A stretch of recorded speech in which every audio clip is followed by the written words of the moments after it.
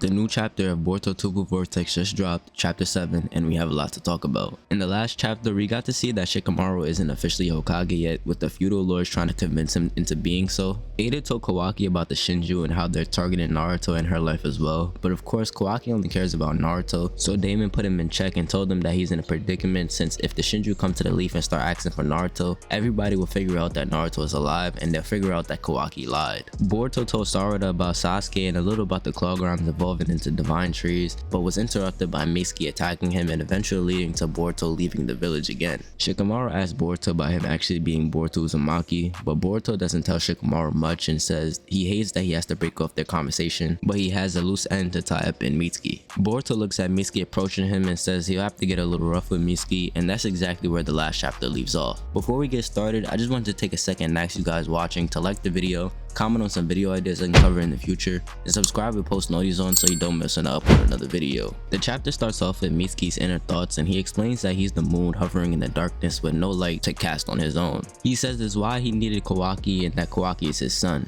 As long as Kawaki illuminates him, Mitsuki will shine bright and light up the darkness with his lunar glow. Kawaki gives him life and permission to be in this world. We cut back to real time and Mitsuki is rushing at Boruto, but Boruto isn't phased and just throws shuriken at Mitsuki, which he blocks of course. Mitsuki starts attacking Boruto with his snakes, but Boruto dodges with ease and uses flying Raijin to teleport to one of the shuriken Boruto threw at Mitsuki that ended up landing in a tree. I want to talk more about Boruto and how he uses flying Raijin later in the video, because it seems people forgot a few things about this jutsu and there's a few misconceptions or confusion on how Boruto uses it. Back to the chapter though, Boruto asked Mitsuki where's Kawaki because he thought that's who would have been after him, but Mitsuki asked Boruto why does it matter since he's the one facing Boruto right now. Shikamaru informs Boruto that Kawaki is out cold due to Mitsuki's snakes and that Mitsuki made it that way so Boruto wouldn't be able to sense Kawaki coming after him. Mitsuki says he thinks he understands Boruto's power and that it must be way off the charts to make cold retreat, which tells Mitsuki that Kawaki would be no match for Boruto right now, and Mitsuki won't let Kawaki get killed no matter the cost. Boruto tells Mitsuki to stop and that if Kawaki can't match him, then neither can Mitsuki, so the fight is pointless. But Mitsuki says there's another reason why he left Kawaki behind, so he can go all out without deferring to Kawaki, to which Boruto is a little confused. Mitsuki says it's between him and Kawaki and starts to attack Boruto again, but this time, his snakes turn into snake clones that also use their own snakes to attack Boruto. Boruto easily evades them and says to Mitsuki that more isn't necessarily better and that he's destroying the environment, but Mitsuki tells Boruto that he's the root of the problem, so just die for the sake of the world. Boruto says he may be to blame, but he can't die yet and that he has a ton of things to do, so he doesn't have time to play around. Boruto rushes at Mitsuki's clones with his sword that he's put lightning chakra into and slashes at Mitsuki's clones with ease. Mitsuki then comments that Boruto is fast and that he's a monster and prepares to use snake lightning, but Boruto meets his attack with his thunderbolt jutsu and they clash, causing a big explosion. Boruto then blitzes Mitsuki through the smoke from their jutsus clashing and slashes at his neck but stops midway so Mitsuki knows he's defeated and they can stop fighting and start talking.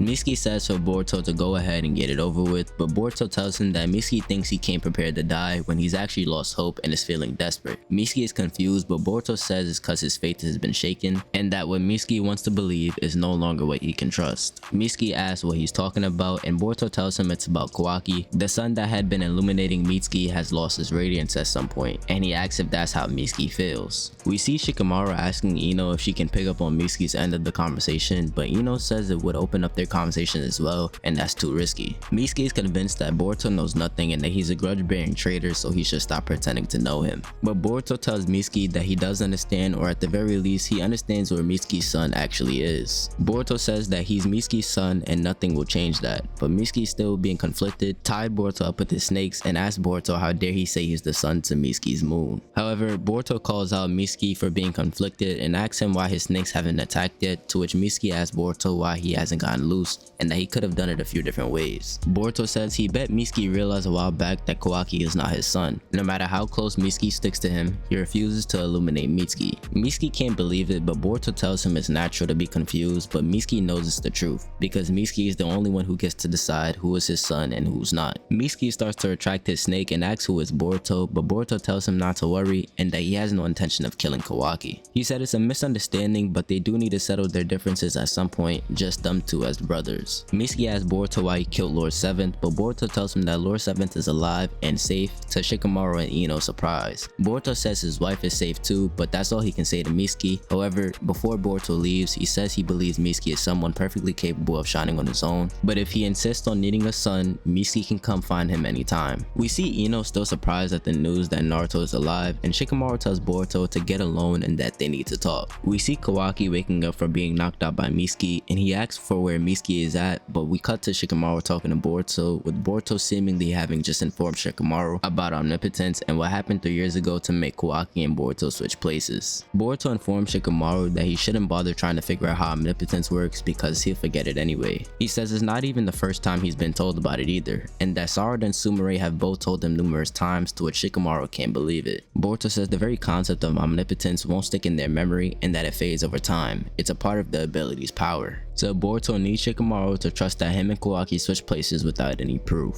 He continues to say that Shikamaru did figure it out on his own and that it's pretty impressive. However, Shikamaru asks how they can reverse the effects, but Boruto says they can't, and that the memories that were altered are all real to the ones affected by omnipotence. Even if they could reverse its effects, it wouldn't solve the problem between him and Kawaki. Boruto tells Shikamaru that Kawaki sealed Naruto away to keep him safe, so there's no point unless Kawaki is satisfied and undoes it himself. Otherwise, Kawaki will just be bound to do it again. Shikamaru says if he were Boruto, he would focus on rescuing Naruto and killing Kawaki, but Boruto says Kawaki may want to kill him, but he's not the same. He just wants to punch Kawaki in the face and make up afterwards. That's all. Shikamaru says he hears Boruto, but if Boruto has no intention of killing Kawaki, he needs to understand that he'll have to continue taking false blame regarding Naruto. Since the effects of omnipotence lies with Kawaki, he'd like to avoid pushing him into a corner again, which means Shikamaru can't expose what Kawaki did to the public eye just yet. He continues telling Boruto that he'll have to stay a fugitive and asks if that's okay with Boruto, to which Boruto says yeah, that's fine, and that he wasn't expecting otherwise. We cut to Jura in the Shinju dimension reading books, and he says the more knowledge he acquires, the more questions he has and the more things he doesn't know. He says if anything, the knowledge only reveals his ignorance, and that is fascinating. However, it's been gradually occurring to him that none of the books he's reading has the answers to his questions. So Jura says let's pay a visit to Naruto Uzumaki, and that's exactly where chapter 7 of Boruto 2 Blue Vortex leaves off. Once again, Kishimoto and Ikimoto cooked with another great chapter and continuing their streak with Boruto 2 Blue Vortex of not having a single miss yet. I like the character moment Mitsuki got this chapter, and it was honestly really intriguing, and I want to see where it goes in the future. Boruto even hinted at Mitsuki not needing a son and being able to shine on his own, which I think is Boruto telling Mitsuki he can be his own person and doesn't need another person to give him reason or meaning to live.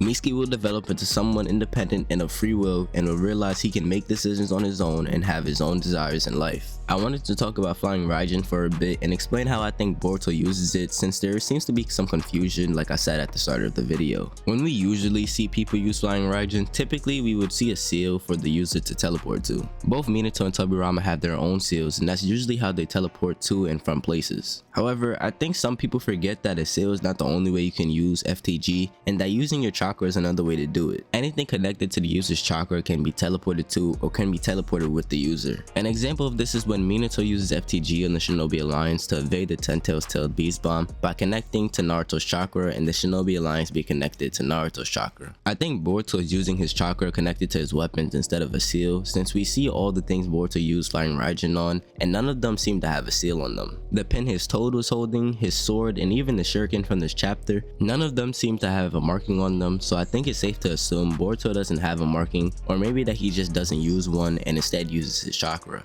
I like the fight between Boruto and Mitsuki, and although it was a stomp like everybody expected, we got great character moments from both Mitsuki and Boruto. Boruto's maturity continues to grow and is at an all-time high. Although he's innocent and is forced into the situation of everyone being against him, he doesn't complain or waver, and even takes accountability for the things that might not even be his fault and faces them head on. Even with everything that he's been through, you would expect him to be mentally drained or not able to handle his emotions, but he's still able to show Mitsuki compassion and mercy even though Mitsuki knows his life was at Boruto's whim. It's also pretty sad that Boruto can't even refer to his parents as dad and mom anymore, and instead refers to them as Lord Seventh and Lord Seventh's wife. It makes you feel for Boruto and makes you wonder how he hasn't turned into someone with hate or resentment in his heart. The conversation between Shikamaru and Boruto was also extremely interesting because we got to see a little into Boruto's thought process about how his situation is going. On the surface, Boruto seems to not care that he's being pursued by his old friends, but I don't doubt that this has a huge effect on Boruto inside. Boruto always tries to take on everything himself, even if he's not actually able to. When Boruto saves Sarada and gets his eye slashed by Kawaki, he continuously tells Sarada to leave because Kawaki is gonna actually kill her. Not only did he take the slash to his eye that was gonna kill Sarada, he's only worried about her well-being and not his, even though he's Kawaki's actual target. When Omnipotence happens, Boruto says he's crushed but still looks adversity in the face, and he says he'll show everyone his name is Boruto Uzumaki. Even the Almighty God ability can't stop Boruto, but that doesn't mean he's not affected by everything that's happening to him.